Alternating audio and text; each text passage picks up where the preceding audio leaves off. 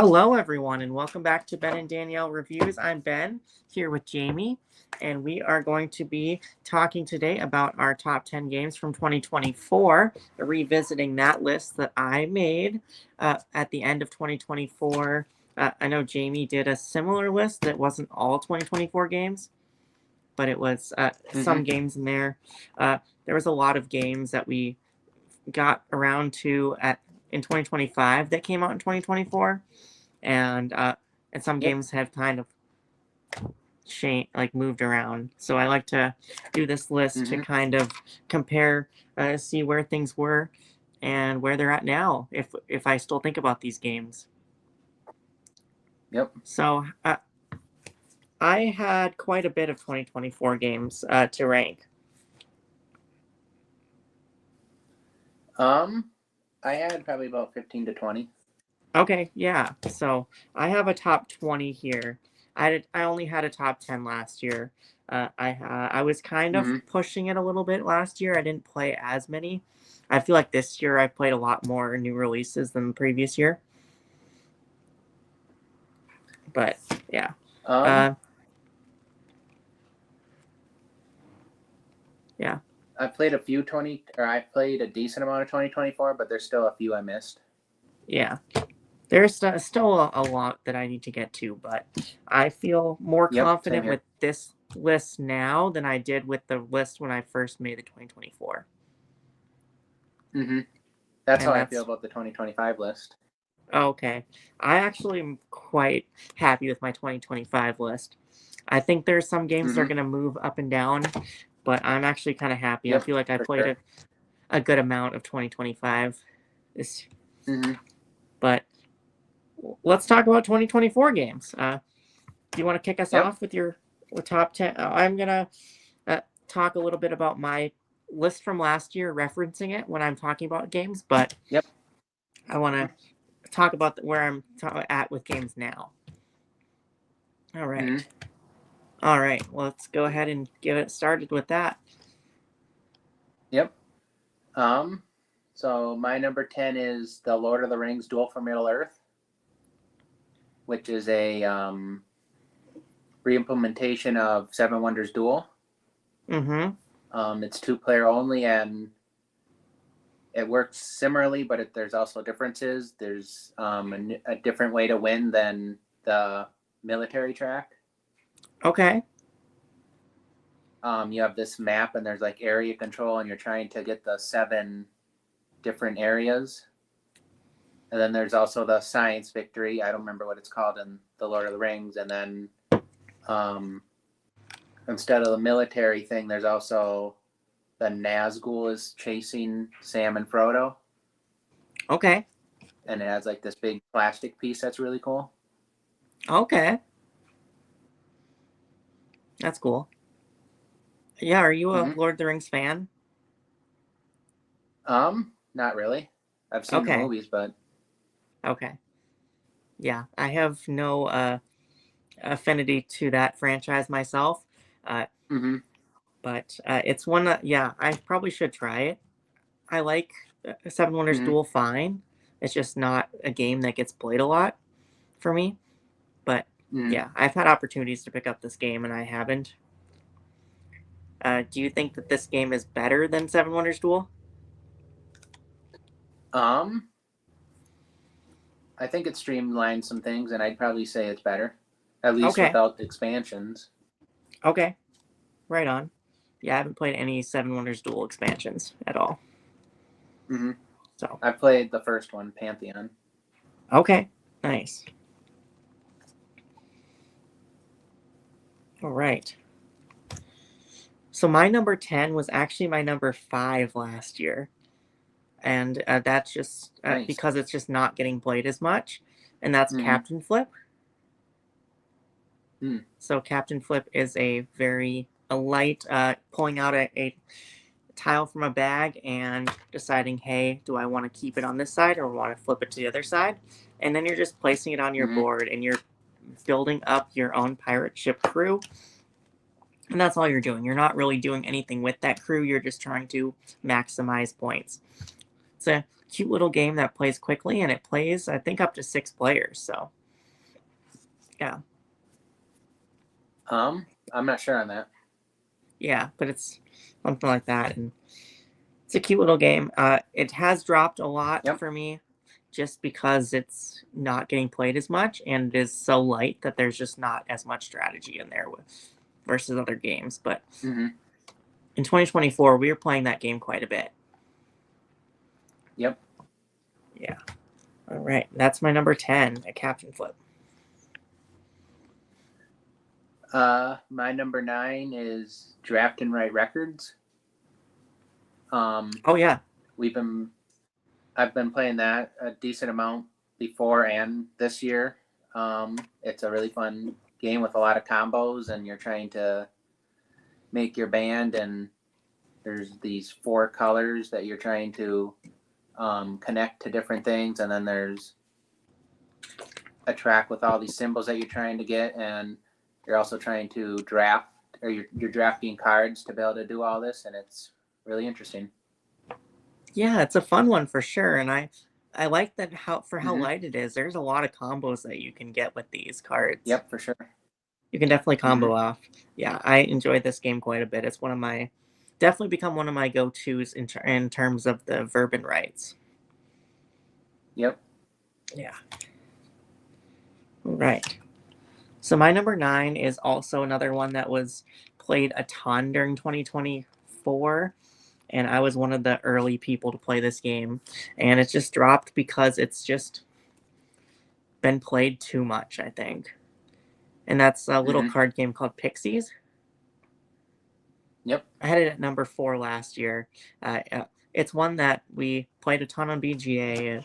One I got a review copy Mhm. from early. I was one of the early people in the US to review this game pretty much and just promote this game from overseas. And it's been a great game, and it's really fun. And the expansion does add some stuff to it, but I Yep. feel like I played it a little too much.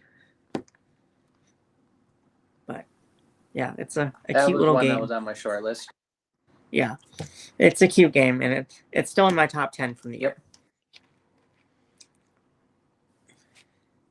All right, that's my number 9, Pixies.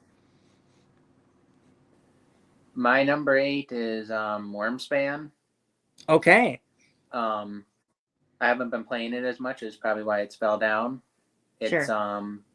based on a game called Wingspan. It's the sequel to it, and you're going to have these 3 different tracks that have all these caves in it, and you're trying to play dragons to them, or you can use your explorer to go down the different tracks, and you get all these different things. It's an engine building game, and it's fun. Yeah, that's actually my number 8 as well. Oh, nice. Yeah, it was actually going back to my 2024 list. It was actually my number 1, Mm-hmm. but Oh, really? yeah, it was my number 1 from 2024. It's dropped just because Wingspan exists, and the more I Yep. play this game, it doesn't make me want to play Wingspan any less. And so, Mm-hmm. yeah, there's a lot of things that this game does better than Wingspan, but I always go back to Wingspan, so it just doesn't hit the table. That makes sense, yeah. Mm-hmm. Plus, Wingspan's on BGA. Yep, for sure. Yeah, but it's still a fun game, and it does a lot of things better than Wingspan. But it's Yep. but I always end up comparing the two Mm-hmm. for me. So that's why it's at number 8 from number 1. But I still do really enjoy it, and it stays in the collection. I think it's close for me. I think they're pretty close together in terms of Nice. liking them the same. Awesome. And then what are your thoughts on Finspan? I think Finspan is too light. Mm-hmm. I think of the 3, it's my least favorite.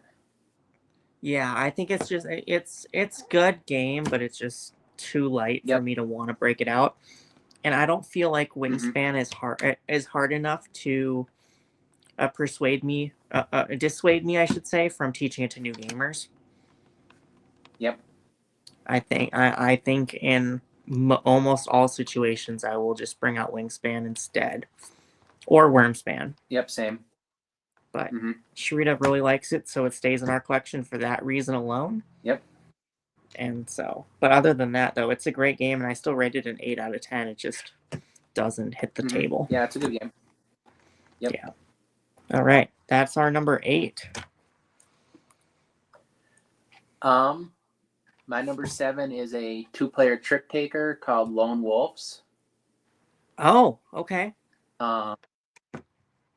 It's a trick taking lane battler game where you're going to be playing.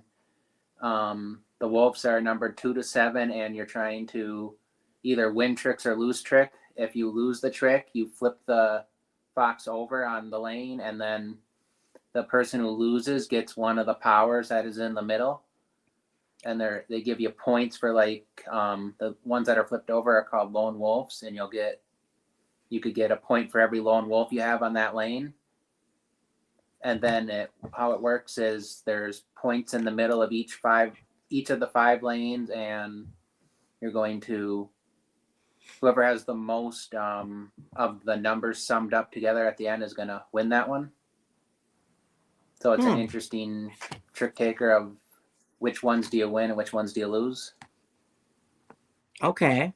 I actually have not played this one. Mm-hmm. It's a good one. Do you know who publishes really like that? Wonderful World Board Games. Okay, not familiar. Yeah, I've never heard of them either besides for this game. Okay. Gotcha. Sweet. Yeah. I have not seen that game anywhere. That's cool. Mm-hmm. All right. My number 7 is a Superstore 3000. Nice.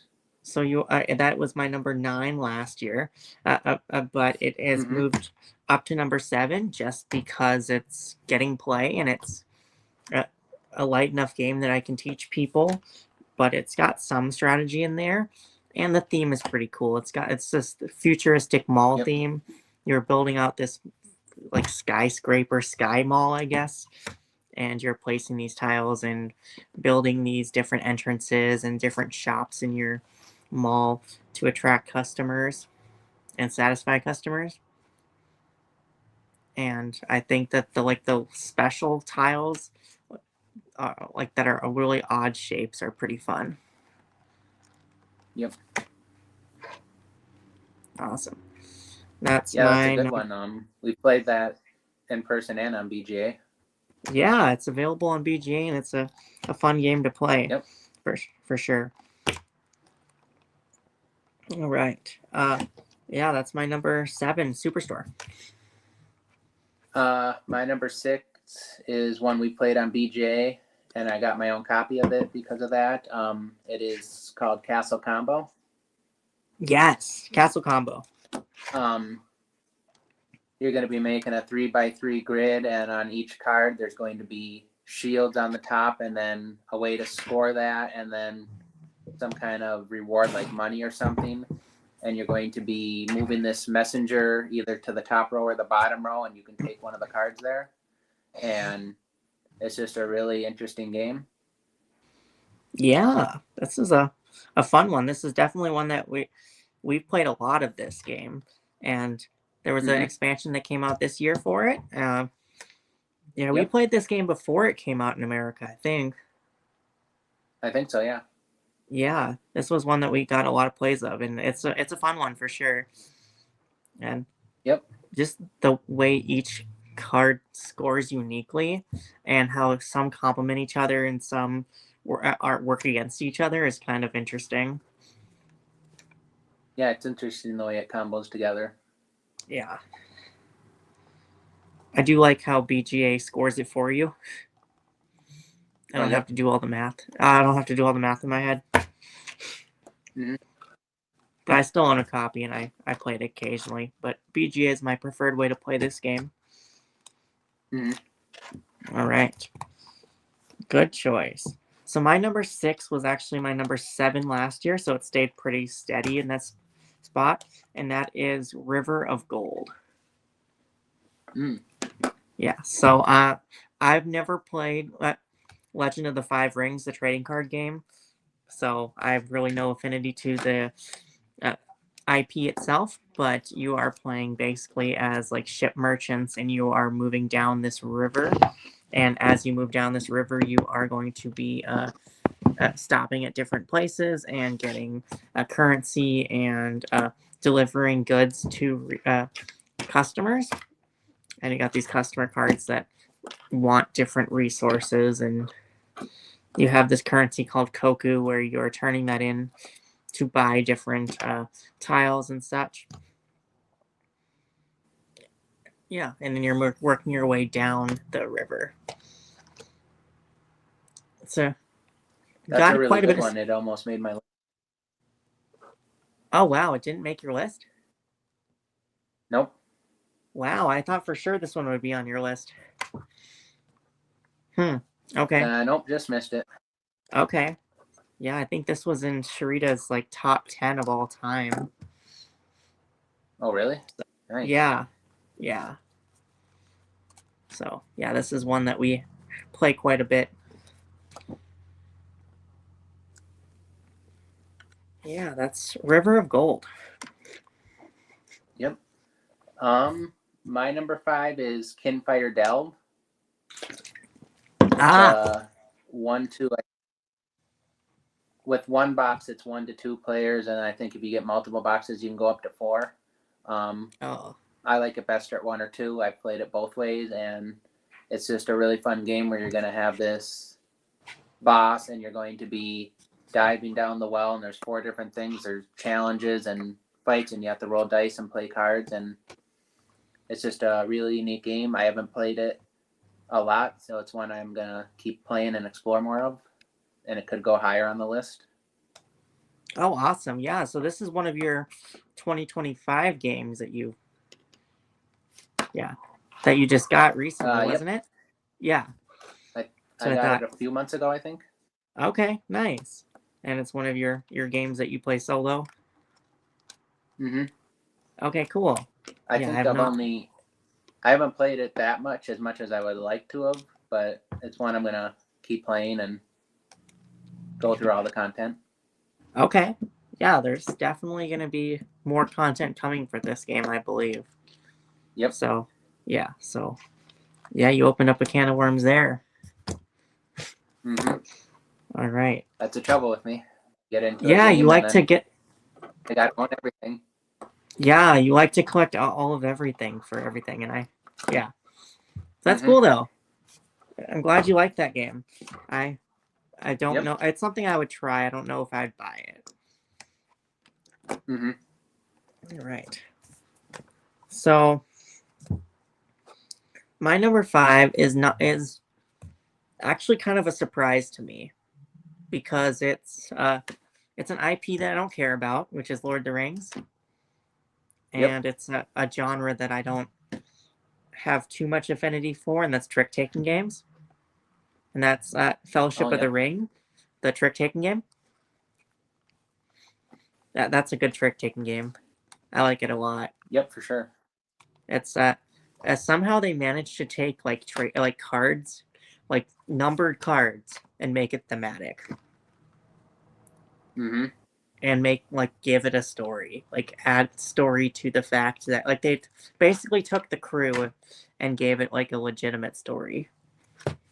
And I think that's a really cool idea. Yeah, I've only played it the once when we played it at ExcaliburCon. We Yeah. played it multiple times and it was really fun. I think if I owned it and played it more, it would potentially make the list. It's really good. Yeah. I think the thing that's stopping me from playing it more is just the fact that we don't really have 4 players anymore for games that often. Mm-hmm. And I think it does shine when you have 3 or 4 players. It adds some depth and some complexity to it. Having more players and I heard the 2-player mode's really good. It's different, but I've heard it's good. Okay.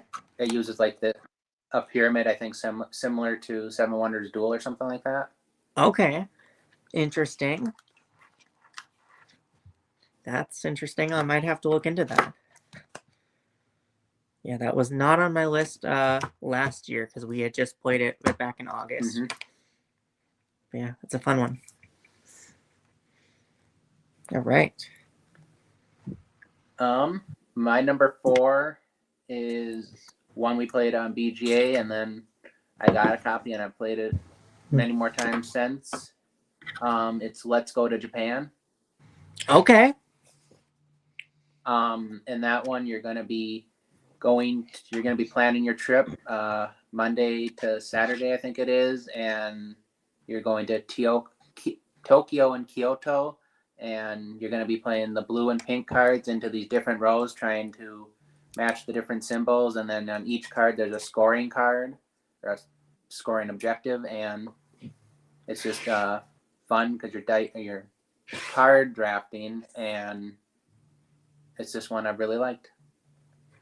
Yeah, this is a good card drafting game that it's really interesting how you're like trying to match these symbols up and make and hmm sequence them so that you can maximize the Yep. most amount of points, and how you playing cards covers up other cards for you.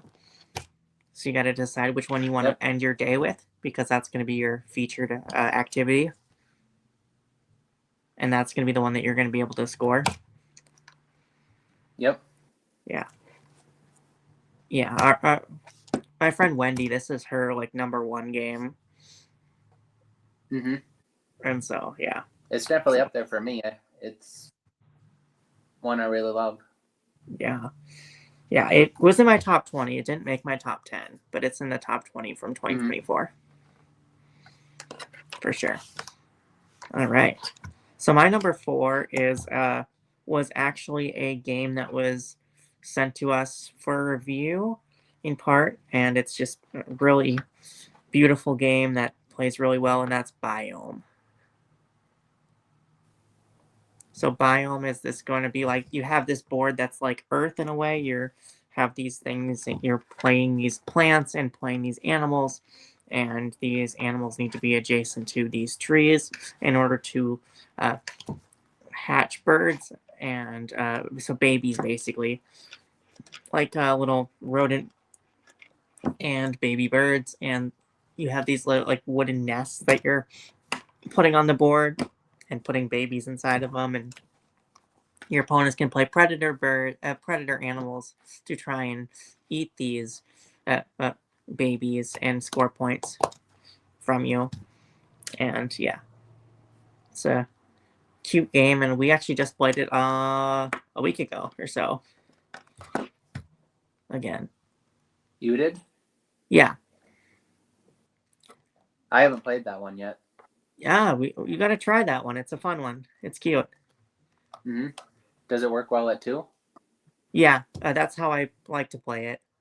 But you can hmm play it at more, but I liked playing it at 2. The head-to-headness of it, and yeah. It's fairly Is it on BGA? Do you uninteractive. know? It's not on BGA, and I'm not sure that it's really readily available, unfortunately.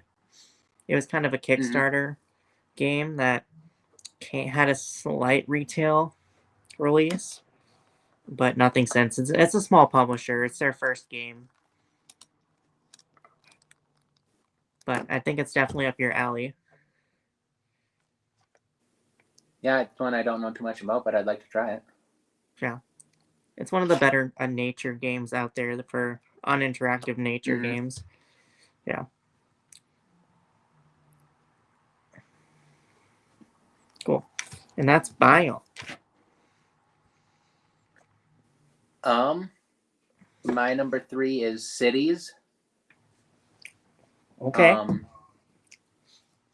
It's one I bought and I played it a bunch. My mom really likes it, and I like how there's 8 different cities that have different scoring objectives, and you're trying to draft these tiles or draft different features that are going to score points, and you're also building different color buildings, and it's really fun. There's also scoring cards. Yeah. Is this a Paul Walker Harding? Phil Walker Harding? Yep, and Steve Finn. Okay. Steve Finn, okay. Right on.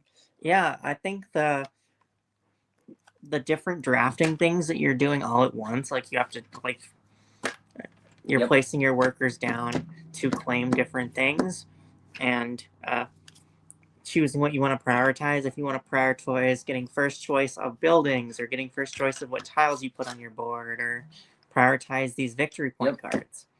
It's cool. I feel sometimes it runs a little long for the kind of game it is, but it's a fun game though. I haven't felt for that. sure. In person at least, I know it goes pretty quickly. Okay, right on. Yeah, it's not one that I would put in my top 10, but it's definitely it does a lot of things right for a light game. Right. So my number 3 was mentioned already. It's crossover, and that's Castle Combo. So Castle Combo is just a really cool little card game that you're building up a grid of 9 cards, and that's it. You're literally just building a grid of 9 cards, trying to score the most points. And yeah, Jamie mentioned a lot already about it, so I don't really want to say too much about it.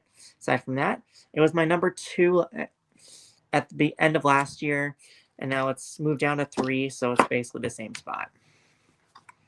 Yep. Cool. All right, that's my number 3. My number 2 is Harmonies. It's a puzzle game. You're drafting 3 tiles from this thing, and there's water and mountains and houses and trees, and you're trying to do pattern building on your board, and the rivers will score like based on making a continuous line, and then mountains you want to have them adjacent to each other. Trees score depending on how high you have them stacked, and then the yellow tiles, I don't remember what they're called, you want to try to have them in adjacent groups. There's also these animal cards that you can try to match different configurations, and it's just one that I've played a lot on BGA and in person, and then I really like it. Yeah, so this game probably should be in my top 10, but for some reason I just didn't put it in my top 10. I have it ranked at number 13, but honestly, it could probably be in my number 10 spot. But I don't know. It's a good game, and I think the different scoring uh, cards, the animals that you're placing, and all the cubes that you're putting on is pretty cool. And Yep. I do think that if you haven't played it before, the different ways that the different feature score is kind of confusing. It can be, yep. But I think once you play it enough and play it right enough, I would say, correct enough, then Yep. you get the hang of it. Yeah. Yeah, that's a good one for sure. That was your number 2? Yep. Awesome. Sweet. All right, my number 2 is also a crossover with you, and that is Draft and Write Records. So Draft and Write Records is a draft and write. So you're drafting cards and writing on this sheet, and you are basically creating your own rock band and hiring crew, hiring musicians, touring the world, putting out singles, putting out records and stuff. It's pretty combo-y for such a light game, which I think is pretty cool. How many combos you can pull off with such a light card game. And then the colored pencils are pretty fun. Yeah, I like how all the different things combo together, and then you mark off something on the right side of the sheet, which then leads to being able to drive like the bus down, which leads to being able to mark something off on like your ticket thing. It's really fun. It does run a little long, but it's one of those games that it does, yeah, just even though it does run a little long, uh, by the time it does end, you're really getting into your wanting to combo things off, and you don't want the game to end. Mm-hmm. Yeah, you want to keep going another round. Yeah, I enjoy that one a lot. Draft and Write Records. My number one has a standalone expansion, and it's also a sequel coming out next year, or actually I think it's out this year. It's Fromage. Oh yes. Um, you have your it's a cheese worker placement game, and you're going to have these 4 different quadrants, and they score in different ways, and you have to, depending on which age cheese you make, you're either going to have to wait 1, 2, or 3 times to get your worker back that you place, and it's just really interesting. And then you can also draft these structure tiles in the advanced game, and that really changes up things. And it's just been one that I've played a lot and I really like. Yeah. You know what my number one is too, I'm assuming. Yep. Yeah, it's Fromage. Fromage. Yeah, it's Fromage. So it's a crossover at number one as well. Yeah, Yep. just what you said. It's a great game, and it actually, for the kind of game it is, it plays really fast. Yeah, it does. For the kind of game it is, it's surprising. Like, you look at the board and you look at Mm-hmm. like how the first couple of rounds go, and you think, oh, this is gonna take forever. But then, yeah, the game plays really quickly. Yep. Yeah. All right, that's our top 10 of 2024. Were there any surprises from my list at all? I don't think so. Yeah. I thought for sure you were going to have the Yellow House on there. It was close. Yeah, it was my number 11. That's one I really like as well. It's a good card game. Yeah. So I got that, Expressions, Harmonies, Wondrous Creatures, River Valley Glassworks. That's one I haven't played. Which one? What was the second one you said, I think it was? Botanicus? No. You haven't played that one? Wondrous Creatures. That's it. Wondrous Creatures, Nope. yeah. That's one I really want to try. Yep. Yeah, that one's a fun one as well.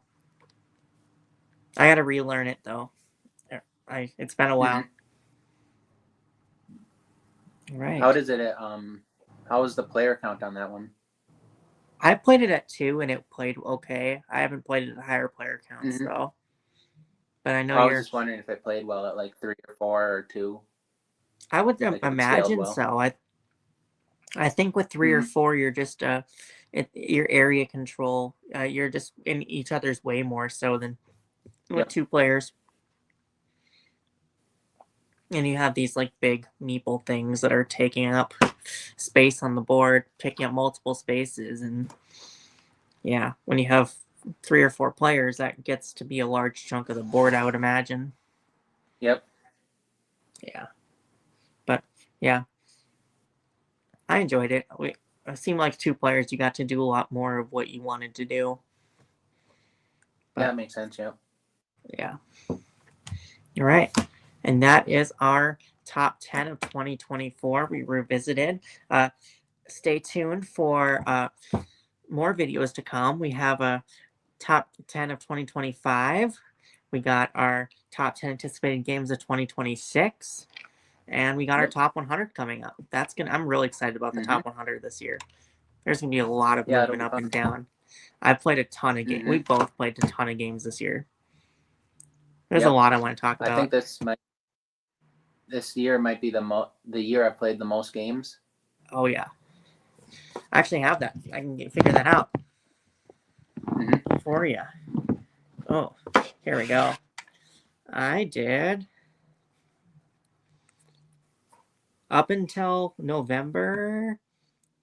Yeah, 676 plays from January to November. I still got to do December.